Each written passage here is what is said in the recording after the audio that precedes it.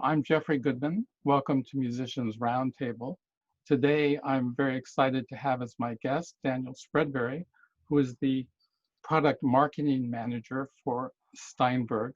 And he is one of the creators and developers of the software programs called Dorico that have been present for the last few years and have been essentially taking the scoring and engraving world by storm in a good way.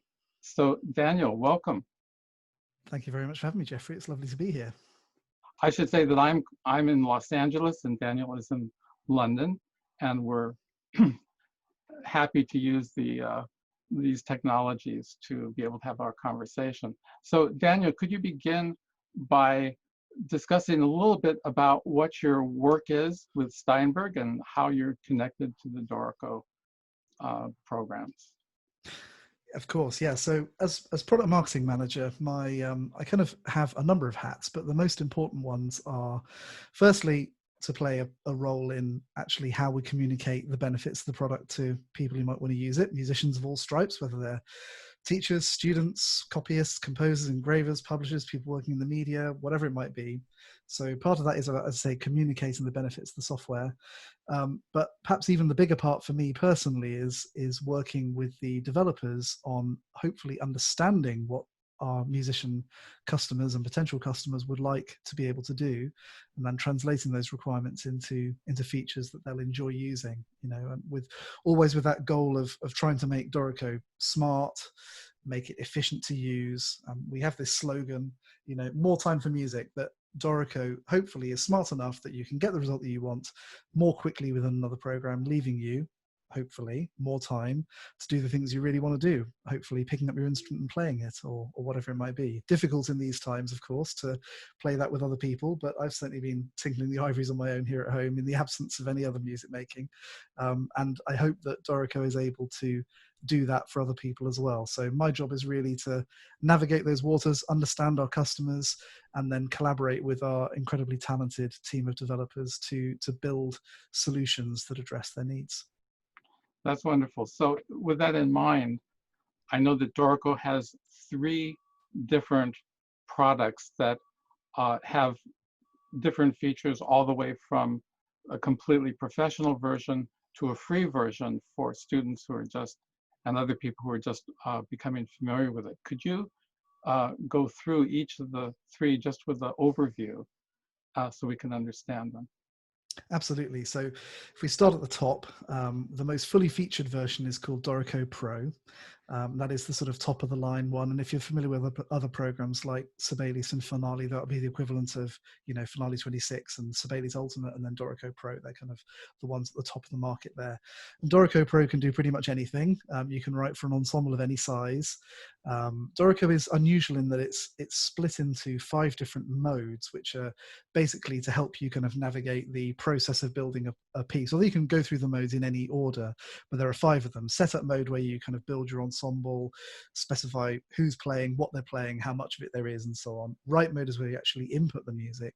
Engrave mode, which is unique to Dorico Pro, allows you a whole bunch of different related functionalities to do with page layout, graphical tweaking, vertical and horizontal spacing, these kinds of things.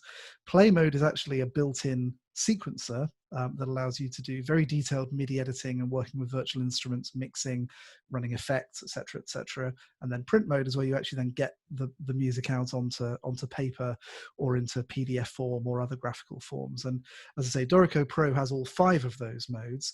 As we come down into the second product in the family, which is Dorico Elements, that's intended for the sort of intermediate user.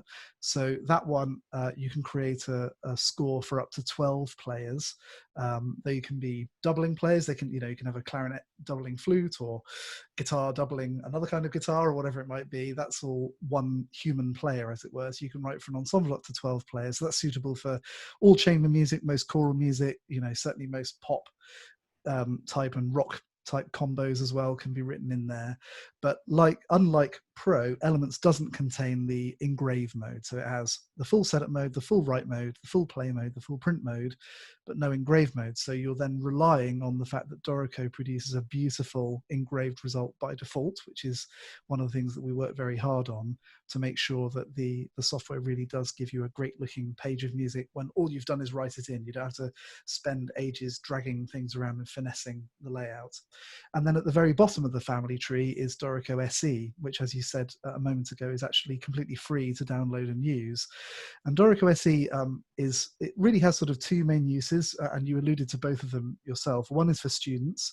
Obviously, we're finding that Dorico, particularly Dorico Pro, is being used in an increasing number of secondary schools and universities here in the UK, over there where you are in the US, and also increasingly around Europe as well. And it's very important that students have the option of using the same software at home or on their own computers as they're using in their institutions. But of course, we also know that now more than ever, music is not especially well funded in schools, and so having a solution that allows people to have a compatible program that they can use on their own computer at as low a cost as possible is very important. And we must be realistic. There are lots of very good free or very low cost music notation solutions that are available, whether it's MuseScore or the online ones like Noteflight and Flat and so on. And so we really wanted to make sure that everybody could benefit from the functionality that Dorico is able to provide. The big difference between Dorico Elements and Dorico SE is that Dorico SE allows you to create pieces for up to 2 players. So you could have, for example, piano and voice, or 2 guitars, or guitar and piano, or whatever it might be. But otherwise, it's exactly the same functionality-wise as Dorico Elements. So it has all of the same other 3 modes. You've got setup mode, write mode, play mode, print mode. Those are all there.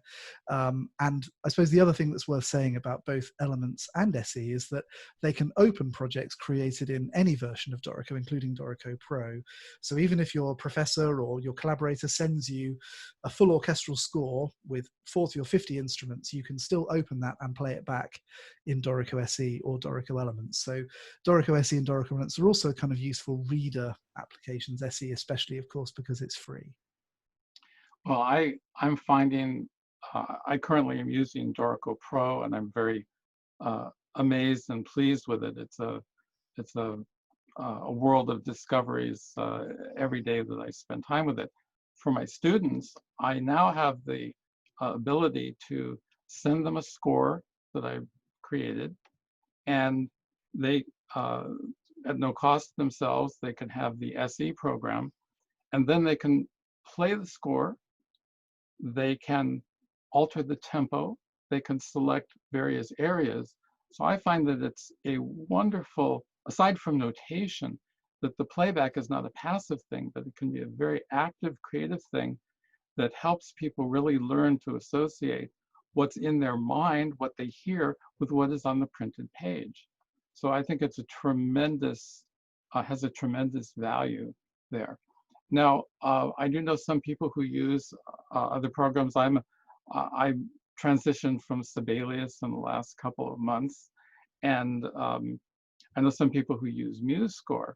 But what I think that is important to me about the work that goes into learning any program, particularly engraving programs, is that someone who starts on a free program such as MuseScore, it does wonderful things, but the ceiling is much lower. What it can do in a larger extent is not close to what the pro programs such as Dorico, Finale, and Sibelius do for people. So I really do appreciate the free program, because someone who is learning Dorico SE can move to Elements, and then if they wish, they can move up to Dorico Pro, and they don't have another learning curve.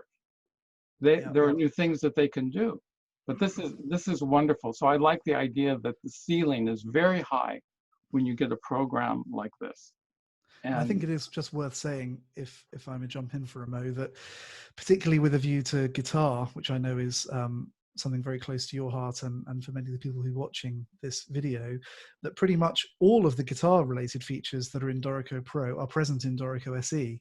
So if you are wanting to write arrangements for guitar, whether you want to use tablature or whether you want to use staff notation, whether you want to annotate with chord diagrams, whether you want to use left and right hand fingering, whether you want to use other kinds of markings for string numbers and all the rest of it, all of those notations are included in every flavor of Dorico. So and we've worked very hard, especially over the last year or so really, on making sure that the guitar notation in Dorico, obviously different instruments have very different requirements, idiomatic notations that are unique to that particular instrument, and obviously it takes time to implement those in a musical and comprehensive way.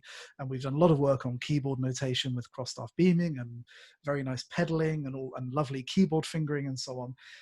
And then really over the last year, as I say, we've spent a lot of time focused on classical guitar notation, especially left and right hand fingering, which is one of the most time consuming aspects of engraving music for guitar, as you know, and no doubt your viewers know very well, but also things like tablature, so that you can easily, in fact, the same music can be dynamically shown either as tablature or as regular staff notation, with the one editing the other in a way that neither Sibelius nor Finale can do. And we have a number of guitarists on the team. I myself don't play the guitar. I can play a few chords, but I can't really play anything.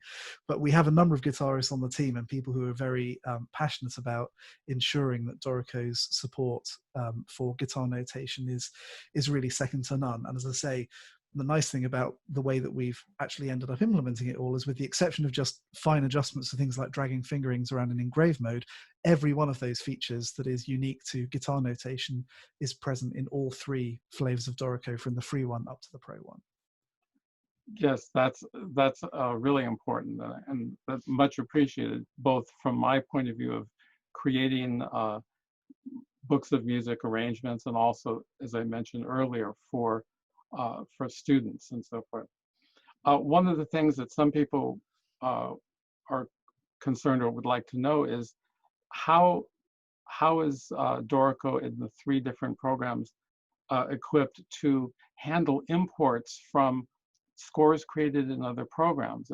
And the main import vehicle is XML and of course MIDI. So I know that you guys do both, but could you briefly go over that for us?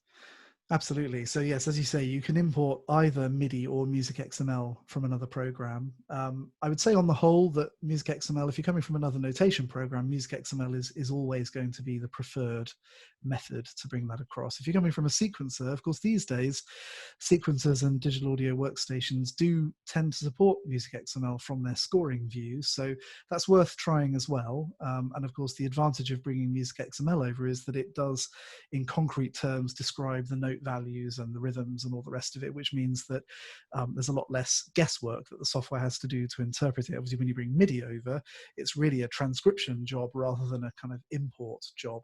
But with Music XML, generally speaking, things come across pretty well. We've tested primarily with Finale and Sibelius, although it also works pretty well coming from MuseScore.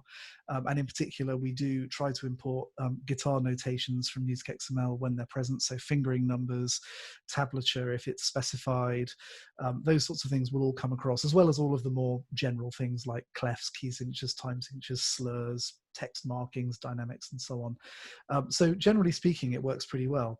I suppose the one thing I would say is that Music XML import into Dorico, and indeed MIDI import, but I suppose more relevantly for Music XML imports, we tend to ignore the page layout information that comes in a Music XML file. So if you spend a lot of time finessing a layout just so in your existing program, and then you want to bring that into Dorico, what you'll find is that Dorico will bring all of the musical and semantic information, all the information that conveys meaning will all be there, but the page layout might be quite different. It'll bring in the basics like the page size and the stave size, but details like exactly how you've dragged a slur or exactly where you've positioned a particular marking, they won't be brought over. However, the nice thing about Dorico is that, as I've already alluded to, we've put a lot of work into making sure that the default appearance that Dorico will give you when you just create some notation, whether that's by typing it in yourself or playing it or by importing it from MIDI or Music XML, will be as close as we can get it to what an experienced human editor would do.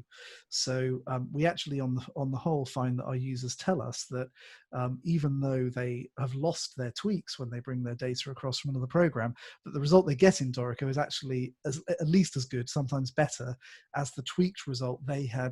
Because it's all about how much time you put in, basically. The more time you put into Finale or Sibelius or even MuseScore, the better the result will be, of course. But with Dorico, it's not necessarily, that same investment of time is not really necessarily required. So you can get a great result with very little time put in. I can verify what you're saying by my own experience, and what has been wonderful is that when I brought in a Sibelius score that I had monumentally tweaked with particularly guitar notations, by the time Dorico, the high-minded genius in the Dorico program has looked at it, it usually does it way better than I had been able to do there, and it's instantaneous. So for me, that what you're referring to there is materially manifested in both a few of the imports that I've done and certainly in new scores. The amount of time it saves and the immediacy of the result is great. And plus, if there's a little thing I need to do, maybe I tweak 5% of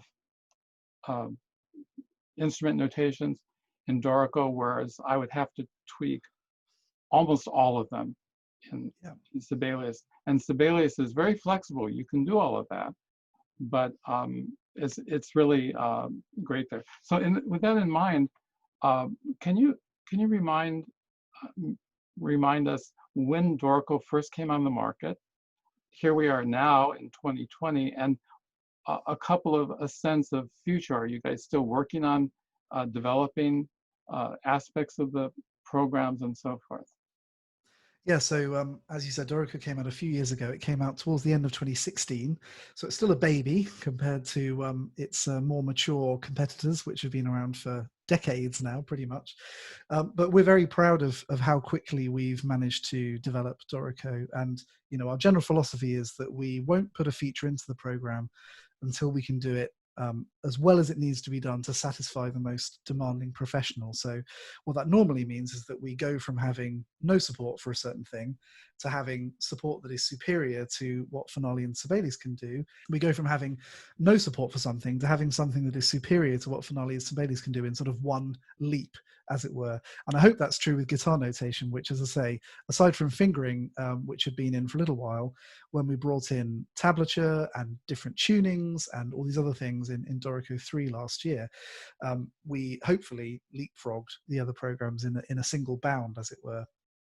So in terms of where we go from here, we obviously still have many, many more things to do. It'd be lovely if we could say that we were done after 4 years of releases, but we still have very, very big plans in all sorts of areas. And I think one of the big challenges about working on software like music notation software is the breadth of the requirements that our customers have. You might be interested in Renaissance and medieval music, and you might be interested in the most up-to-the-minute art music, contemporary classical concert music, and the notational demands of those are completely different. If we go in the other direction, you might have no interest whatsoever in playback because you've got a very good mental model of how the music is going to sound from your inner ear, or you might be totally reliant on playback because you're working in media music and the playback is actually the final production artifacts rather than the sheet music, and your notation software plays a role in that. So if you imagine that as a kind of three-dimensional surface that Dorico has to cover, that's an enormous horizon for us to work on.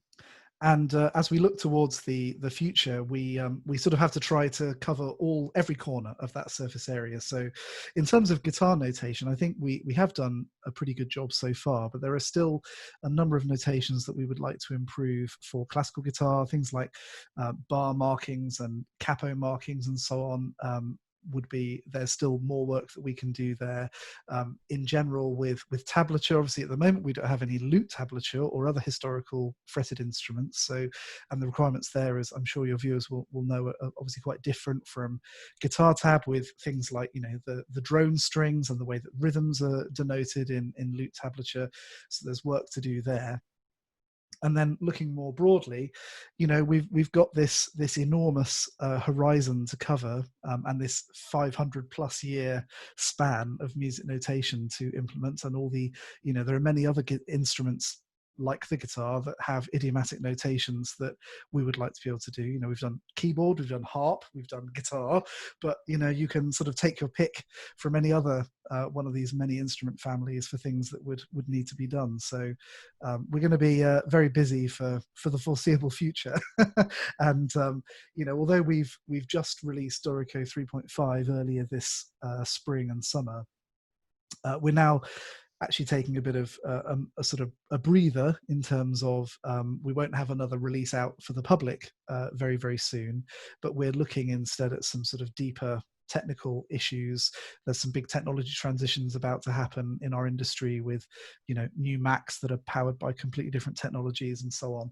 And so we need to spend a little bit of time looking at some of those deeper technical issues, which we see as much a part of our responsibility to our user base as delivering features that allow them to do more things, because Dorico is a new application built on modern foundations, but it will only stay that way if we actually invest in those foundations to make sure that we are able to move the software with the technology and with the needs of our users. So we are, fortunate to still be able to work just as effectively in these strange times as we were pretty much. I mean, we miss each other's company, but working from home. But fortunately, it's full steam ahead for Dorico, and we have, you know, more work than we can probably ever do, to be honest, but a very, very strong set of plans for the next year or two, which we're very much looking forward to sharing as we get there. Yeah, I'm very excited by it, and it's one of the reasons why I was extremely interested in getting engaged in Dorico was that I use Cubase in my recording work, and since the parent company is both of you, the ongoing integration of a great scoring program with the pre-existing greatness of the Cubase products and Nuendo as well is something that is appealing to me in the same way that, as I mentioned earlier, that Dorico does not have a low ceiling. And based on what you've done and the developments, I'm really looking forward to all these things as they develop in the future. Daniel, thank you so much for sharing all of this about Dorico. Really appreciate it. And I look forward to seeing new developments. I do want to say one other thing is that we hadn't mentioned is that for people who are interested in Dorico, the Dorico team has produced a large number of YouTube videos that are very well done and that cover both basic elements and refined elements and advanced elements. And it's a tremendous way of getting instant tutorials, or for someone who's interested in the program, you can learn a lot about it just by viewing the tutorials. So I will put a link to the Dorico YouTube videos in the information on this video once we publish it. In the meantime, thanks again. Please stay well and safe, and it's been great speaking with you today. Thank you for having me. I've very much enjoyed it.